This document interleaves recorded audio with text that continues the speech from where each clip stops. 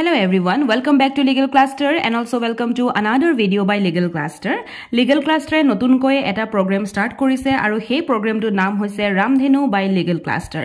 এই Ramdhenuত আপোনালোকে the probable and the most important questions GMCQ ৰূপত থাকিব তেনেকুৱা ধৰণৰ questions আপোনালোকে পাব prelims based হ'ব আৰু সেইখিনি question আপোনালোকে নিজেও ঘৰতে বহি try কৰিব পাৰিব লগতে note down কৰি যাব পাৰিব. এতিয়ালৈকে যদি কোনোবাই Legal Cluster ফালৰ পৰা current affairs বিচাৰি আছে তেতিয়াহলে কাৰেন্ট অ্যাফেয়াৰ্স খিনি এনে ধৰণে থাকিব কোৱেশ্চন আনসাৰ ফৰমেটত আৰু এই কাৰেন্ট অ্যাফেয়াৰ্স 2025 ৰ সমাহৰ বাবে দিয়া যাব এখিনি কাৰণে আপোনালোকে 8486211616 এই নম্বৰত WhatsApp কৰিব WhatsApp কৰাৰ পিছতে আপোনালোকলৈ মেছেজ যাব আৰু যি সকলে এতিয়ালৈকে আমাৰ WhatsAppৰ গ্ৰুপটো জয়েন কৰা নাই সেই সকলে WhatsAppৰ এটা চেনেল আছে যাৰ নাম হৈছে Legal Cluster আপোনালোকে সেই চেনেলত গৈ জয়েন কৰিব পাৰিব তাতে এনে ধৰণে অসমীয়াৰ কোৱেশ্চন শেয়াৰ কৰা হয় আকৌ আপোনালোকৰ অকল এটোই নহয় যে অসমীয়া থাকিব তাত আপোনালোকে ইংলিশৰ কোৱেশ্চনসও এনে ধৰণে বা ইংলিশৰ ইম্পৰ্টেন্ট যিখিনি ইডিয়মছ ফ্ৰেজ বা সিনোনিম এন্টোনিম থাকিব সেইখিনিও আপোনালোকে পাব লগতে আপোনালোকে পাব জিকে আহক আজি প্ৰথম কোৱেশ্চনটো আমি ট্ৰাই কৰো আজিৰ কোৱেশ্চন আছে forming an association in India is কি হয় fundamental right legal right natural right নে constitutional right so আমি সকলোৱে জানো যে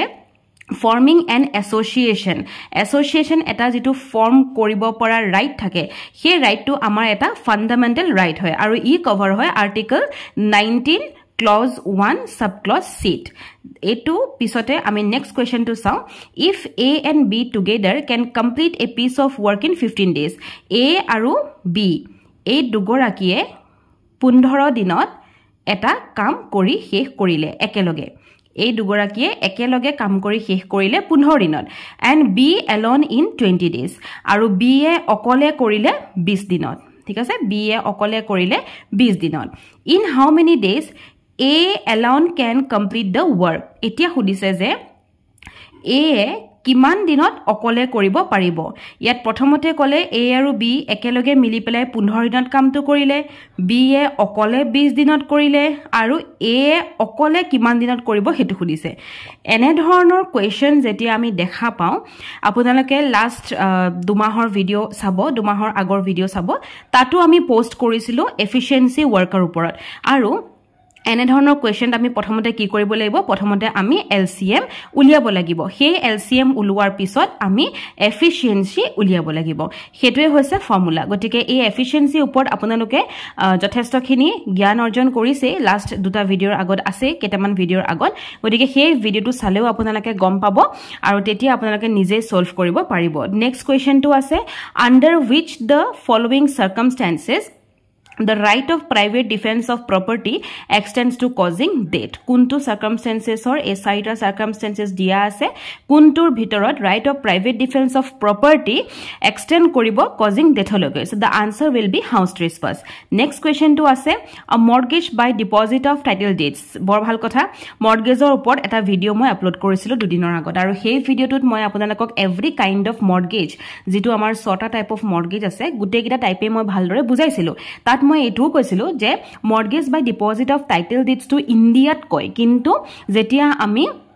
ইংলিশ লট যাও তেতিয়া হলে তাক কি বুলি কয় তাক ইকুইটেবল মর্টগেজ বুলি কয় গতিকে তাৰ আনসাৰটো হ'ব equitable mortgage next question after the passing of a decree for payment of money on the application of the judgment debtor the court shall not order that payment of the amount of decree shall be made by the instalments without the consent of decree holder so the correct answer will be without the consent of decree holder next question the instrument used to hear heart sound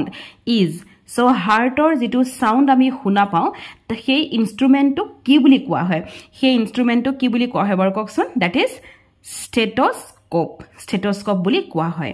আপোনালোকে খেলিমেলি নকৰিব ইয়াতে কিছুমান মই photos add কৰিছো এটা two stethoscope এটা হৈছে স্ফেগোমেনোমিটাৰ আৰু এটা হৈছে ইলেক্ট্ৰোকাৰ্ডিওগ্ৰাফ এতিয়া এই যে হেমোমিটাৰ বুলি কয় ইয়াক কয় হেমোমিটাৰ আৰু এইডাল হৈছে স্টেথোস্কোপ আৰু যিটো দি এটো বস্তু দেখিছে প্ৰেছাৰ জোখা মেচিন কেতিয়াবা আহিব পাৰে দে ব্লাড প্ৰেছাৰ জোখা মেচিনটো কি বুলি কয় হেতু কয় স্ফিগমোমেনোমিটাৰ ইয়াক কয় স্ফিগমোমেনোমিটাৰ এণ্ড দেন কেতিয়াবা আমি এনে ধৰণৰ গ্ৰাফ পাওঁ হয়নে ইয়াক কয় ইলেক্ট্ৰকাৰ্ডিঅগ্ৰাফ ঠিক আছে এইখিনি বস্তু এই গুটেই কেইটা আপোনালোকে একচুয়ালি মনত ৰাখিব লাগিব সেই কাৰণে মই ফটো এখন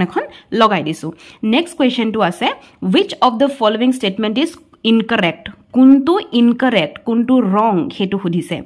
first ase ki where issues both of law and fact arise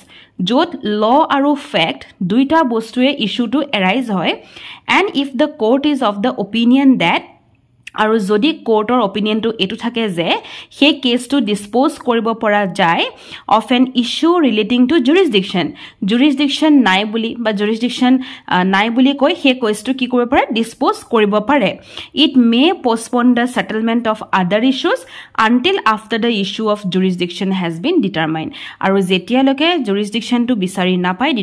ডিটাৰমিনেশন নহয়গে তেতিয়ালৈকে পোষ্টপন কৰিব পাৰে হে সেটেলমেন্টক লৈ পেলাই সো এই সেন্টেন্স to আমি যদি চাও that is a correct sentence je hoy where a suit may be disposed of an preliminary issue aru jot preliminary issue te suit to dispose kori die the court need not pronounce judgment court e aru judgment dibo nalage on the other issue settled in the case to taru jodi beleg issue settle hoyu ase court aru eko koribo nalage boli koise so this sentence is completely wrong the preliminary issue may relate to a bar to the suit created and law for the time being in force etu to hokolo jane this is a correct one and none of this boli ase godike the incorrect statement jodi ami saw tetia hale a number b is the incorrect statement ami yat a b logai dia nai this would be a this would be b so b is the incorrect statement next question to ami saw hemoglobin is so hemoglobin ki hoy hudhise hemoglobin amar eta respiratory pigment hoy okay respiratory pigment next question eta try koro